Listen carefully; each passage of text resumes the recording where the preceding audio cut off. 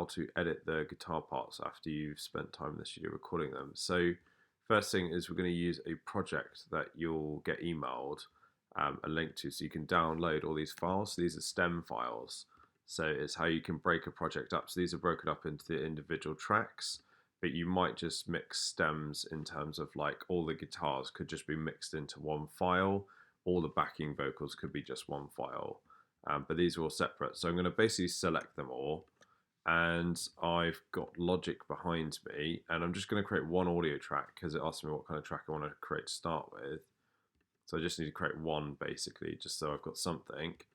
So if I come and grab the audio files and drag them in, I never like going to one, because what if I want to like do some sort of sound effect into the beginning of the track? So I might start here at 3 basically and drag them in. It's going to ask me, what do I want to do?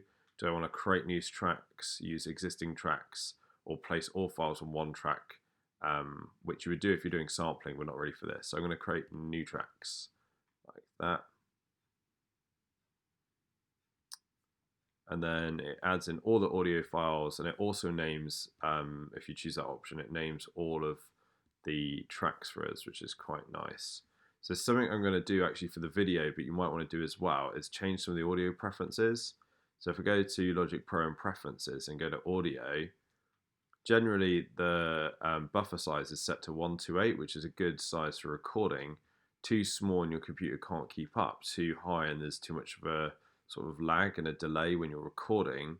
But I'm not doing any recording, I'm just going to do editing. So I'm going to put this as high as I can go basically. It means when I hit play there'll be a slight delay.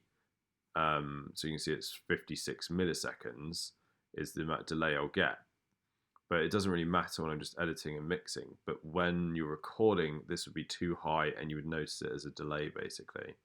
So I'm going to apply those settings, so Logic should behave a bit better basically. So once we've done that, another thing we want to do in settings, if you've not already got this turned on, is turn Advanced Tools on. So if I go back to Logic Pro and Preferences and go to Advanced Tools, I already have all mine on, but you want to make sure all of these are turned on. So you can just do Show Advanced Tools, and then you can do Enable All to turn them on. So the first thing we want to do is we're going to really focus on the guitar parts in this session, because you should have been focusing on recording guitar amps. So we've got the guitar parts here. So one thing you might notice, this doesn't have it on this recording, but sometimes you get a lot of noise around the playing. So you might want to cut that out. So you probably already guessed that you've been doing a bit of this already, is that we could actually just go on the right hand side like this, and then we can cut and trim different ends and things like that, which is great. So say if this was like a load of noise here on the part, I could actually just pull this back and cut it. So that's one thing that we can do. However, we might want to cut bits out. Maybe this bit in the middle here that I can see here is something I want to cut out. So this is where Advanced Tools is useful, because now in this area I've got a left hand click menu and a right hand click. It's quite useful to keep the left hand click on the pointer, but I'm going to change the right hand click to the scissors. So I can now cut there, and you can kind of cut and hold, and then you can fine tune where you want to cut to, and you can always zoom in if you want to get in a bit closer and sort of zoom into it basically. So that's how you can cut bits out. So I could cut here, and then I can cut this whole section out.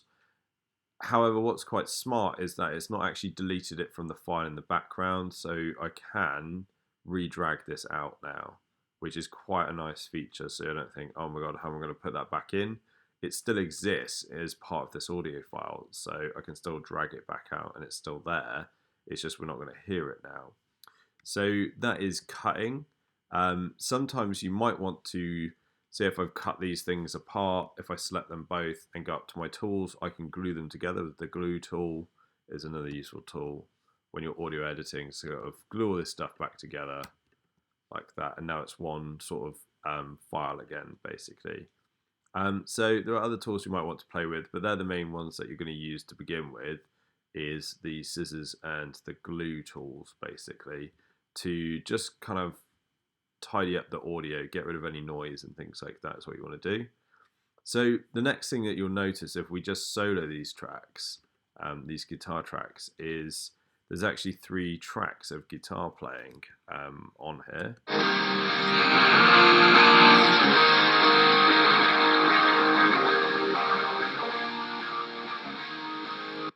Right, so this is quite common, and on the website what you'll find is I placed a video. So if you go into studio production as part of Project 5, you'll come here quite a lot. If you scroll down to the guitar recording, there's a video here by Misha Mansour, who's the guitarist from Periphery, and he talks very much about like double and quad tracking, so where you record the same thing, same guitar riff or chords multiple times basically. So if we actually check this out, what we'll realize is that the first track is doubled on the second track. They're actually the same thing, just recorded twice. Right, and you might think, well, can I not just copy and paste? Wouldn't that work, John? But you end up getting something called constructive phasing if you do that, which isn't very good. So it's actually more beneficial to track everything twice or 4 times if you want as well. Now, one thing that you want to do with this is pan them, basically.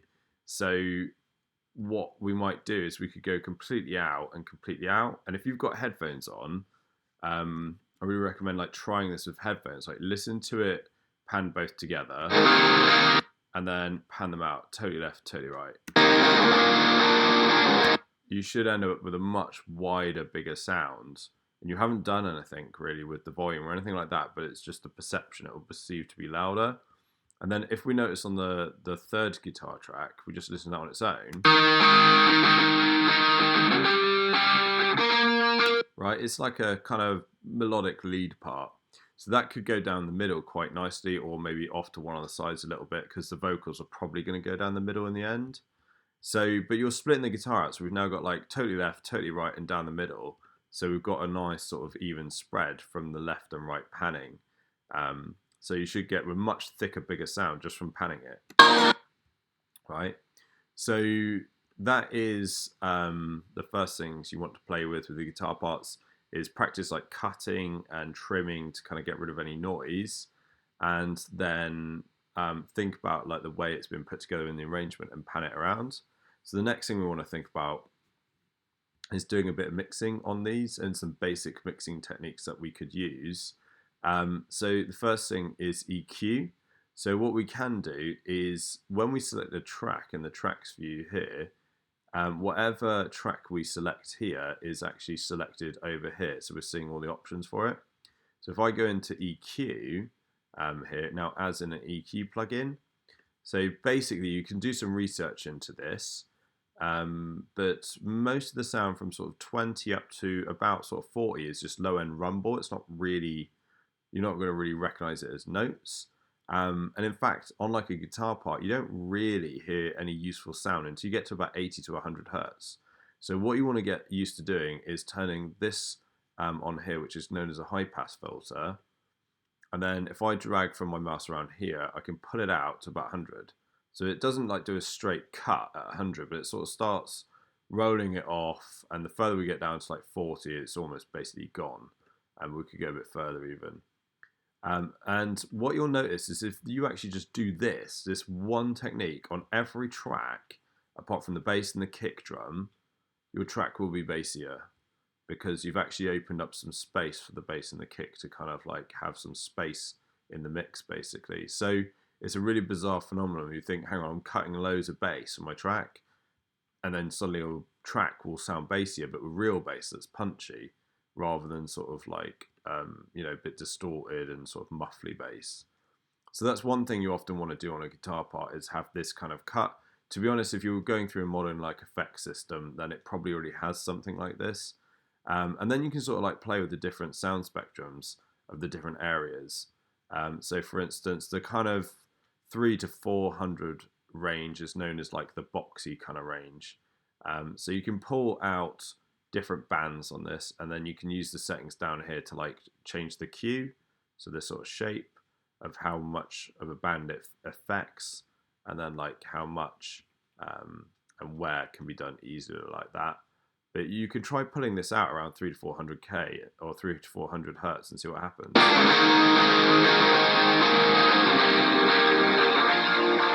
Yeah, so if we just select that track that we're editing.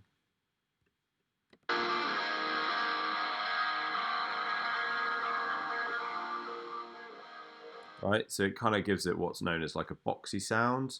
What you notice on a lot of records these days is that they have a real high top end. So what you might do is pull a high shelf out on the top end.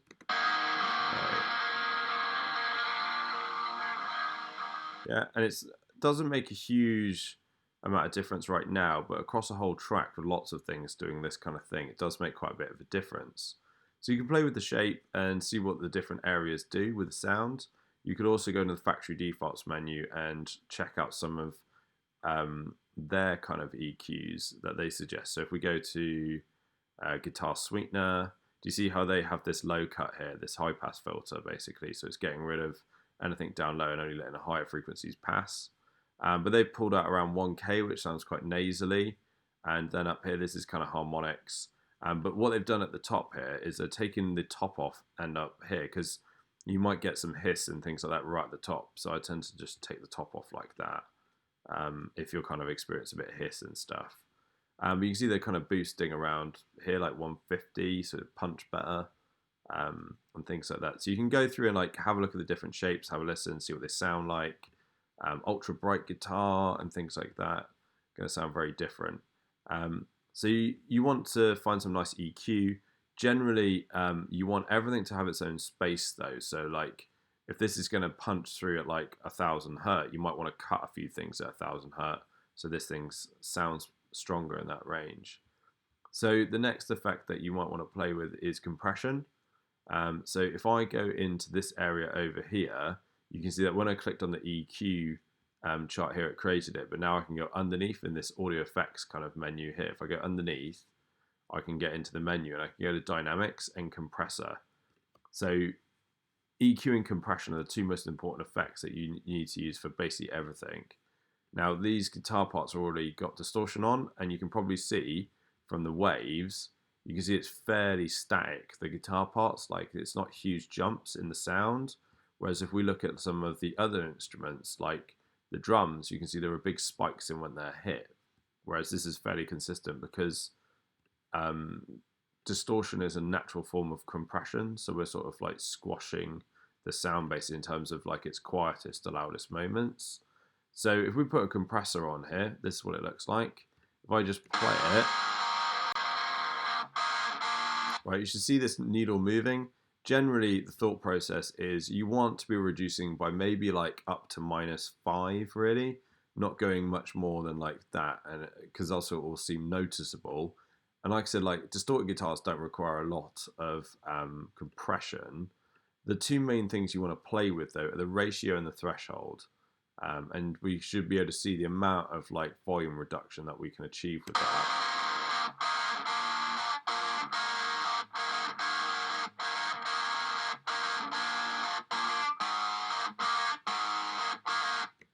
Right? So basically what we're seeing is how much the compression unit is actually like squashing the volume of those louder hits, basically bringing them down to try and create a more consistent and even volume across the part. So ratio is how much do we squash that by, and the threshold is where do we start squashing it in terms of volume. So for now, you could again like experiment with some of the factory presets and see what it does and see what kind of settings you're getting for threshold and ratio. Some other important points when you're using compression is if I just play it, you need to make sure that the input gain is not distorting and the output gain is not distorting.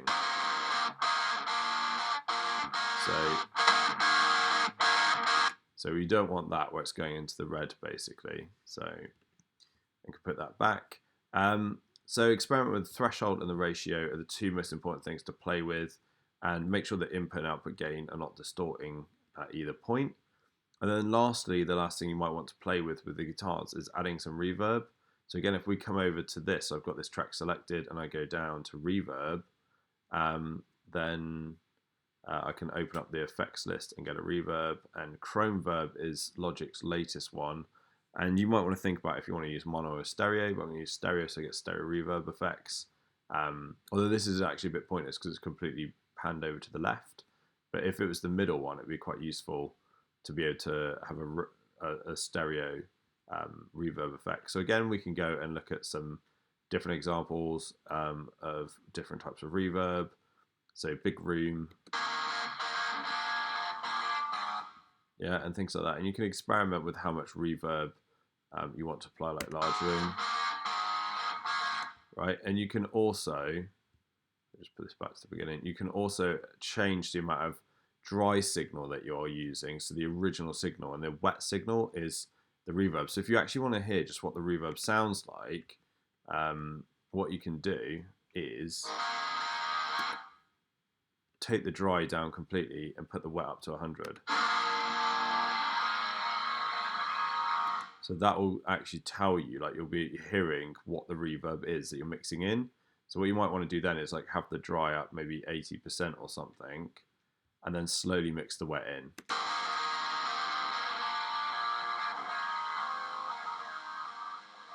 Right, until it gets to a nice level that you like.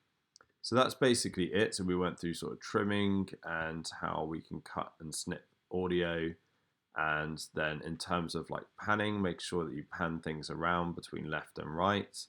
And then this is how this track needs to be done really with the guitars, because there's 2 rhythm parts and then a lead part. And then we added EQ by double clicking in here, and you can add EQ and you can experiment with the different kind of presets, but also like change things around and see what it does to the sound. And then Chrome Verb here is where you can apply different kind of reverb effects.